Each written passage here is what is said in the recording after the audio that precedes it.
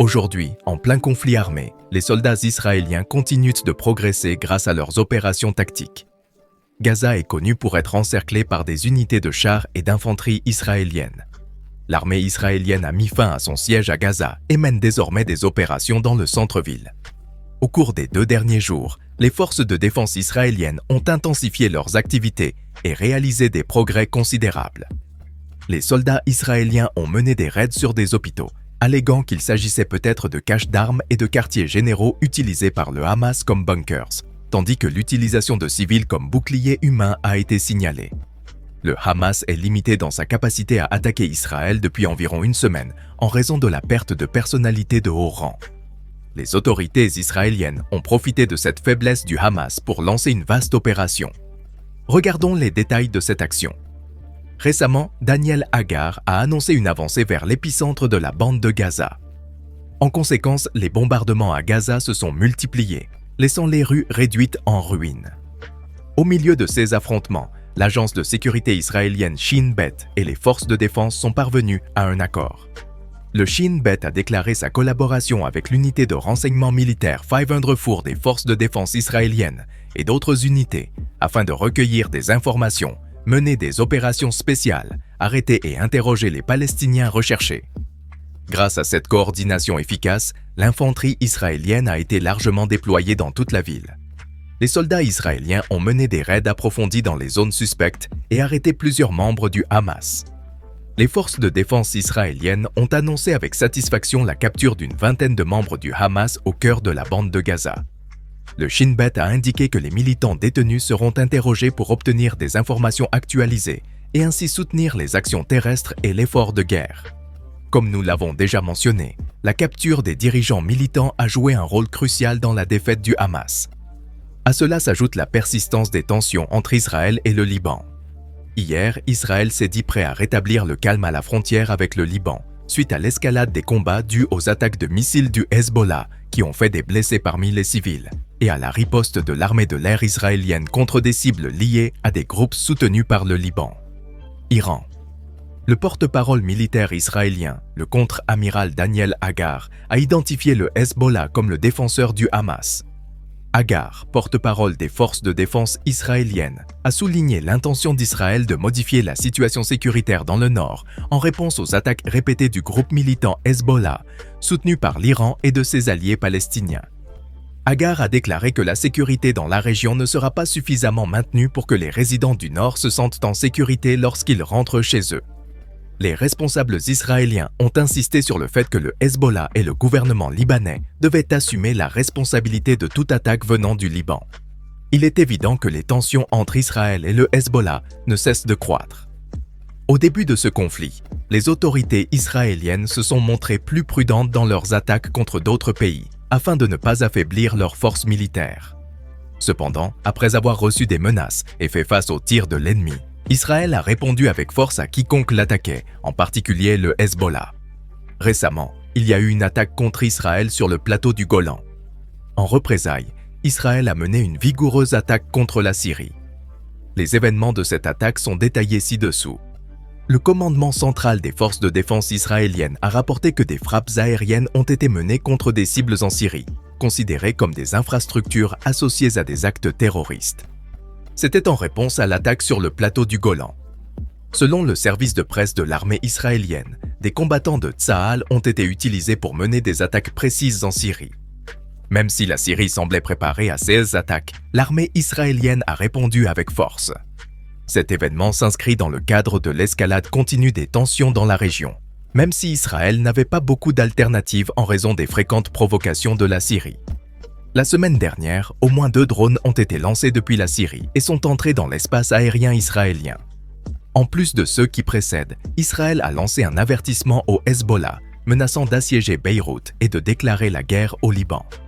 Dans une période de tension croissante entre Israël et le Hezbollah, le risque de conflit régional au Moyen-Orient augmente alors que des affrontements meurtriers se poursuivent à la frontière israélo-libanaise. L'organisation terroriste soutenue par l'Iran et les forces israéliennes se sont mutuellement attaquées à plusieurs reprises. Aujourd'hui, le ministre israélien de la Défense, Yoav Gallant, a adressé un message effrayant aux dirigeants du Hezbollah lors d'une visite aux troupes dans le nord du pays. Galland a prévenu que le groupe terroriste était sur le point de commettre une grave erreur qui pourrait conduire à la fin de Beyrouth. La tactique de bombardement utilisée à Gaza pourrait être appliquée à la capitale libanaise, a prévenu Galland. S'adressant aux citoyens libanais, il a déclaré « Je vois que les citoyens de Gaza se rendent déjà avec des drapeaux blancs et se dirigent vers le sud. Le Hezbollah pousse le Liban vers une éventuelle guerre et commet des erreurs. S'il commet de telles erreurs, ce seront les citoyens libanais qui en paieront le prix. Nous savons comment agir à Beyrouth comme nous l'avons fait à Gaza. » Galland a ajouté que l'armée de l'air israélienne utilise moins d'un dixième de sa capacité dans la bande de Gaza. Nos pilotes sont prêts, l'avion pointant vers le nord. Nous avons suffisamment de tâches dans le sud, mais l'armée de l'air est vigilante dans le nord et dispose de ressources. Israël a déjà éliminé 78 combattants du Hezbollah lors d'affrontements frontaliers. En outre, le ministre iranien des Affaires étrangères, Hossein Amir Abdol Ahan, a déclaré qu'une escalade régionale plus large du conflit était inévitable. Parallèlement, le chef du groupe militant, Sayed Hassan Nasrallah, a annoncé l'acquisition de nouvelles armes améliorées, notamment un missile doté d'une ogive plus lourde. Nasrallah a déclaré à ses partisans « L'occupation tourne son attention vers le Liban.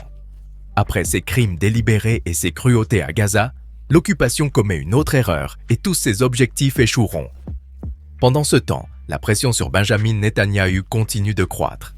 Il a clairement indiqué qu'il maintiendrait une position ferme envers le monde si nécessaire pour vaincre le Hamas. Netanyahou a rejeté la pression internationale pour arrêter la guerre contre le groupe militant. Le Premier ministre ainsi que les ministres de la Défense et des Affaires étrangères ont rejeté les critiques de plusieurs pays et ont demandé le soutien des dirigeants occidentaux dans la lutte contre le Hamas. Netanyahou a exhorté les Américains à se joindre à la demande de destruction du Hamas, déclarant « Nous ne céderons pas à la pression, notre combat est leur combat. Israël doit l'emporter pour son propre bien et pour le monde. Aucune critique internationale ni accusation injustifiée contre notre pays ne pourra affaiblir notre détermination à nous défendre. Israël affrontera le monde si nécessaire. » Netanyahou a également indiqué son désir qu'Israël conserve le contrôle de la sécurité globale après le conflit. Il n'y aura pas de présence du Hamas, et il n'y aura pas non plus d'autorités civiles pour apprendre à leurs enfants à haïr Israël, à assassiner des Israéliens et à détruire l'État d'Israël. Nous ne permettrons pas à une autorité de financer les familles des meurtriers. Il faut qu'il y ait quelque chose d'autre.